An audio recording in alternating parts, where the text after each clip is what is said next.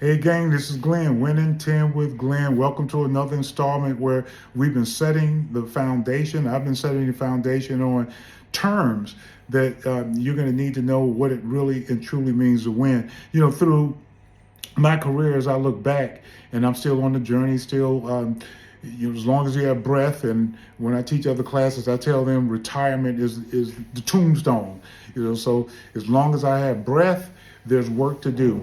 And so you've been given, and you have to use what you have. And so even as we age, you slow down, but it's not what I don't have. It's not what I had in the past, but is you doing the best with what you have and using everything you have, and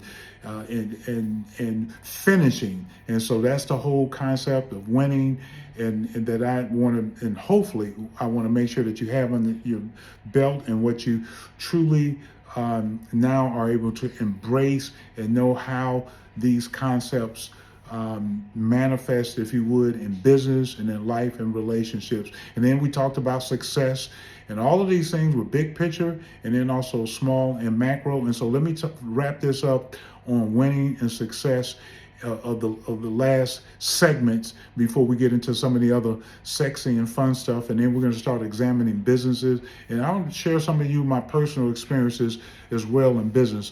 But let's talk about a little more about techniques that you can use that will help you finish, win, and succeed no matter what's going on. And here's one: speaking with your ears. Have you noticed that you have two ears and one mouth? Two ears and one mouth. And I shared with you last time that somebody told me, "Well, Glenn, you don't say much, especially in meetings." And I was chairing the meetings. I've always had that concept of, if you're chairing the meetings, that's what you're supposed to do, is chair the meetings and let other folks then contribute.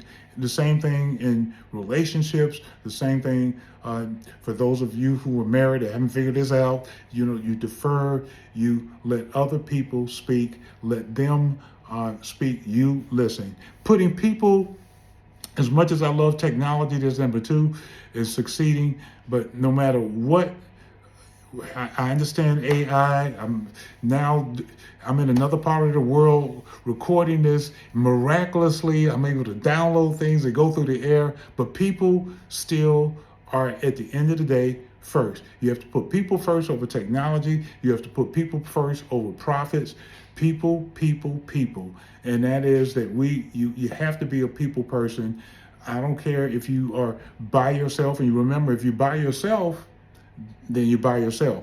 And oh, by the way, even if you're by yourself, there's no way that you can be an island. There's no way that you can be by yourself and say, fine, I'm just going to be, it's just going to be me. Well, how are you going to accomplish anything? And you're always going to have something that you need. You're going to have to depend upon people one way or another. And so we'll get to your attitude later and culture, but people, people, people. So people should always be over, especially those of us in business. People should be always over profit. And when you put people over profit, it would lead you to profiting. Okay?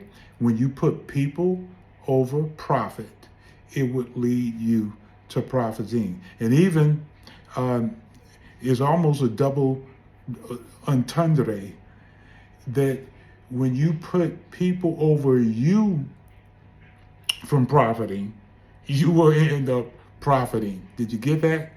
So your needs, more important than my needs, will end up eventually having my needs met. Your needs, because especially in relationships, or if I'm focusing on, I can't tell you how many vendors that will tell me, I find out, well, what is it that you do? What is it that you need? Once I find out what their needs are, and then I'm able to figure out how can I then help, through, is it feeding them business? Is it coaching them? Once their needs are met, then they're able to, people don't realize the concept. And I want to tell you this. Once I find out what their needs are, then they can help me. How is it possible when you're doing business with somebody else, if they aren't profitable because you squoze them so much and you took every penny out of them, then they can't serve you? If they aren't profitable. But then you also have to, which is why I said people. You have to understand, even with yourself, that you can't have your needs. I got this car, I got this, I got all these other things, and because I have all those other things, I'm not able to have pricing that's competitive because I have a larger overhead, and therefore you can't meet your customer's need. Did you understand that concept? So you have to say, first and foremost, the main thing has to be the main thing, and that's meeting somebody else's needs. And once their needs are met, then yours can be met. And eventually, and we will talk about it, but you're going to have to get down to the difference between needs and want. I need a place to put my head. I may want a house. There's a difference. I need transportation. I may want a Lamborghini or a car. But and by the way, you were born with transportation.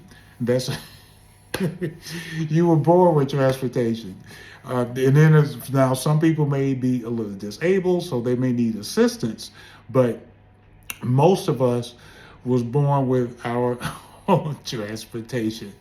The next thing about putting people first and winning and all these concepts that I want you to see so that you can win no matter what's happening is you don't have to be right or heard. And we talked about this concept before. You don't have to be right or heard. You only have to do the right things. And in doing the right things, you will be heard. So you have to earn the trust, earn the right to be heard. I've said this many times, and we know, unfortunately, with social media and everything that's going on in our world, everybody has an opinion, but everybody's opinion don't need to be heard.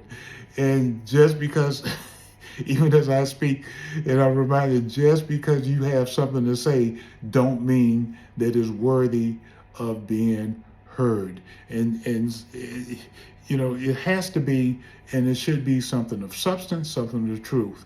And so in winning and in success, I will give this, and we know the golden rule. And here's one thing that too frequently people do not put into practice. Too frequently, and they should be part of your irreducible minimum. They should be part, if this is worth everyone saying, well, I can just shut it down and just do this. And you've heard it before, but if I can focus on do to others, and it becomes intuitive, do to others what you want done to you, then you will end up winning. You will end up succeeding, and that is germane to meeting needs. So I found out what my customer needs. I found out what the wife needs. You find out what your children need, and then you say, okay, now that I understand what that need is, now here's how I would want, notice, that need met. Now we'll dig into that a little deeper, because how you want it met and how they want it met, see, it's two different things. You're meeting your needs again. So you have to figure out what their needs are, and then how they want that need met, and then you do to them. See, did you get that? The very thing you want done to you. So I want my needs met my way. See, do to others what you would have them do to you. So you have to meet their needs their way. Do to others what you would have them do to you. So that's winning in 10 with Glenn. And that's a mouthful. That's enough for you to have to retract and pull that back and think about it as you look at how to win in life, no matter what's going on, no matter who comes up and maybe they've had a bad day. Then how do I respond to them? Well, you respond to them the very same way you would want somebody to respond to you. If you had a bad day, you want them to understand, overlook, forget, all those wonderful things that you say, well, I certainly don't want them to bark back at me or be snarky or all these other things, but you want them to have compassion and have understanding and all these other marvelous things. Or when you get something wrong in business, that they, work with you wouldn't it be marvelous and wonderful if you put those things to practice? And that's what I'm challenging us with as we look and winning in 10 with Glenn, and as we talk about what people in the very near future, what people have done in business and how they won. And as we looked at the last time, a successful failure, but you're not a failure. You fail your way to success. So your winning solution, go look in the mirror and make that change. This is Glenn, Winning 10 with Glenn. Until next time.